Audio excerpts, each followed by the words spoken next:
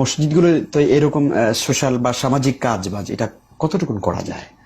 আমরা রাসূলুল্লাহ সাল্লামের মসজিদ থেকে এত দূরে এসেছি যে আমাদের কাছে এগুলো সমস্যা মনে হচ্ছে। জি। কারণ আমাদের দেশের মসজিদ গুলো হয়ে গেছে 24 ঘন্টায় 4 ঘন্টা খুলবে, জি, সালাতে এরপরে তালা দিয়ে দেবে। তালা দেবে।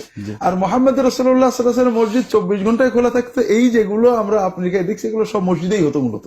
জি, মসজিদের ভিতরে কসিদা পাঠ হতো, মসজিদের পাশে আর রাসূলুল্লাহ সাল্লাল্লাহু আলাইহি ওয়াসাল্লাম জায়গা করে দিয়েছিলেন কসিদা পাঠের জন্য, মসজিদের ভিতরে পড়াশোনা হতো, মসজিদের ভিতরে ছেলে বাচ্চাদের নিয়ে মেয়েরা নামাজে চলে আসতেন, একজন কবির জন্য আলাদা মেম্বার মেম্বার করে দেওয়া হয়েছিল, বিচার আচার ফতোয়া মাসালা সব আহলে সুপার জায়গা, আহলে সুপার জায়গা ছিল, সামাজিক বিচারগুলো মসজিদের ভিতর হতো।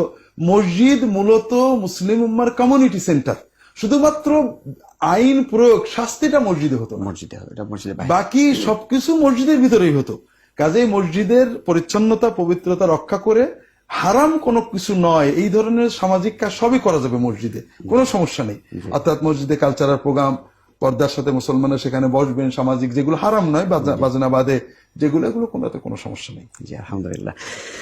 দর্শক, আমরা চেষ্টা করবো ইনশাল্লাহ মসজিদকে আবারও জীবন্ত করার এবং মসজিদে নববীর আলোকে যেন আমরা আমাদের সারা দেশের মসজিদগুলোকে সাজাতে পারি। আল্লাহ তৌফিক দেন।